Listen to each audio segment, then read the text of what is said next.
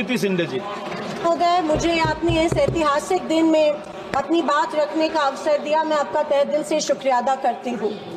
मैं उस राज्य से हूँ जहाँ संत ज्ञानेश्वर, संत तुकाराम और संत रोहिदास जैसे अनेक संतों ने समाज को प्रेम और सद्भावना दी। दूसरी तरफ शिवाजी महाराज, संभाजी महाराज और शाहू महाराज जैसे शूरवीरों ने अपनी दूरदृष्टि से सामाजिक एकता और न्याय संगत समाज प्रणाली की स्थापना की। मैं उस महाराष्ट्र की पुत्री हूँ जहाँ महिलाओं के अधिकार सुनिश्चित करने हेतु अनेक आंदोलन द्वारा महात्मा ज्योतिबा फुले, क्रांति ज्योति सावित्रीबाई फुले जैसे समाज सुधारकों ने समाज को एक नई दिशा दी। मैं उस महाराष्ट्र की बेटी हूँ जहाँ के महान सुपुत्र डॉक्टर बाबा साहेब अम्बेडकर जी ने इस देश को संविधान के रूप में एक सशक्त और न्याय संगत लोकतांत्रिक मूलाधार प्रदान किया। पर आज उसी महाराष्ट्र में बीजेपी के सरकार के शपथ विधि के बिल्कुल 5 दिन बाद उसी संविधान की प्रत की विटंबना की जाती है। मैं इस बात का निषेध करती हूँ। परभणी जिले में संविधान के प्रत की विटंबना की गई। संविधान के हीरक महोत्सव के उपलक्ष्य में जब मेरे विचार रखने का मौका मुझे मिला तो मैं ये जरूर कहूंगी कि संविधान सिर्फ एक किताब या नियमों की एक संगति सूची नहीं है, बल्कि मेरी जान है संविधान, मेरी पहचान है संविधान और इस देश की आत्मा है संविधान। दूसरी तरफ आजादी के 50 साल बाद तक अपने तिरंगे को और संविधान को न मानने वाले सत्ता पक्ष के लोग इस देश की उसी आत्मा को कमजोर और खोखला करने की साजिश कर रहे हैं। इसी शुरुआत उसी दिन हो गई जिस दिन धर्मनिरपेक्षता, सेक्युलरिज्म जो संविधान का एक मूलभूत आधार स्तंभ है, उसी को लेके गाली या एक कलंक में रूपांतरित करने का प्रयत्न सत्ताधारियों द्वारा होने लगा है।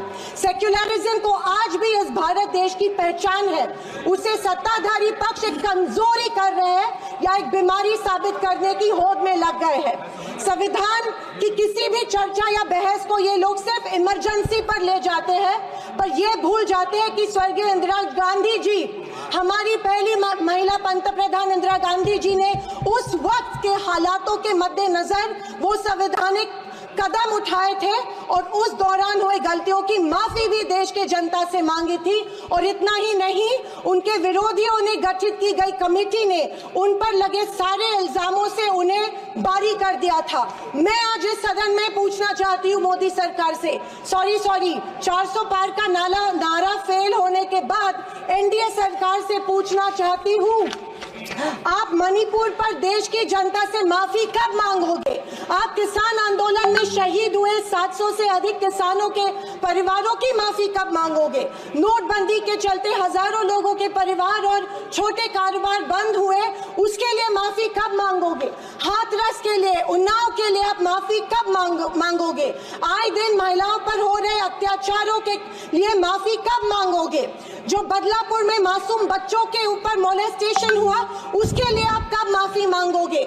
जेल में बैठकर अपराधी मर्डर प्लॉट्स गुजरात में सरकार उनको संरक्षण दे रही है, उसके लिए आप कब माफी मांगोगे? खैर, ये इनकी हिस्ट्री रही है या इनके डीएनए में है कि माफी सिर्फ खुद को बचाने के लिए अथॉरिटी में बैठे लोगों से मांगते हैं, आम जनता से ये माफी नहीं मांगते हैं। सत्ताधारी पक्ष के संविधान पर दिए गए भाषण सुनकर हंसी आ रही थी और अचरज भी हो रहा था, क्योंकि जो लोग इस देश में संविधान स्थापित होने के बाद हर पल संविधान को कोसते रहते हैं और हमेशा इस संविधान के विरोधी रहे हैं, उन्हीं को आज संविधान के गुणगान करते देख मन में प्रसन्नता हो रही है और संविधान के प्रति मेरी निष्ठा द्विगुणित हो रही है, क्योंकि ये एहसास हो रहा था कितने ही झूठ के पहाड़ बना लो, सच के आगे आखिर झुकना ही पड़ता है। आरएसएस ने तिरंगा को माना नहीं था। उन्होंने कहा था कि 3 अंक अशुभ होता है, तो क्या ब्रह्मा विष्णु महेश अशुभ है? जो हम 3 रेखाएं माथे पे लिखते हैं वो अशुभ है? क्या त्रिशूल अशुभ है? ये मैं इन्हें पूछना चाहती हूँ। वर्ष 1993 में आरएसएस ने अपने श्वेत पत्र में संविधान को कचरे का ढेर करार दिया था। क्या ये तिरंगे के खिलाफ नहीं है?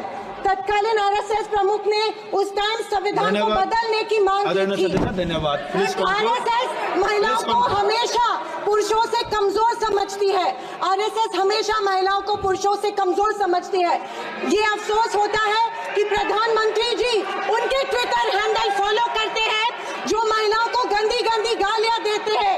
इस बात का अफसोस होता है कि प्रधानमंत्री हमारे देश के प्रधानमंत्री ये करते हैं। जनवरी 26, 2001 में इन्होंने तिरंगा माना और इतने सालों बाद तिरंगे को नागपुर में होस्ट किया।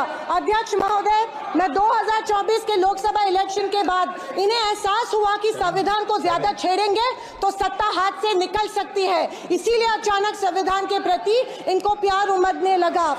अध्यक्ष महोदय, विशेष रूप से राजनाथ सिंह जी ने, मैं उनका सम्मान करती हूँ, बयान में जाने अनजाने आजादी के बाद से लेकर 2014 तक सारी कांग्रेस सरकारों को ऐसे सर्टिफिकेट दे दिया जिसे कोई झुठला नहीं सकता। उनके मुताबिक संविधान की बदौलत गरीब का बच्चा प्रधानमंत्री बना, लेकिन उसकी नींव सर 2 मिनट सर प्लीज। मैं आखिर में यही कहना चाहती हूँ, मैं भारत का, मैं कुछ पंक्तियां कहना चाहती हूँ।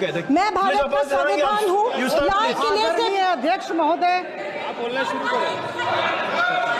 हिंदी की एक प्रसिद्ध कविता की कुछ पंक्तियों से। एक सेकंड, मैं भारत का संविधान हूँ, लाल किले से बोल रहा हूँ। मैंने तो समता सौंपी थी, तुमने फर्क व्यवस्था कर दी। मैंने न्याय व्यवस्था दी थी, तुमने नर्क व्यवस्था कर दी। हर मंजिल ठहरी कर डाली, गंगा भी मैली कर डाली।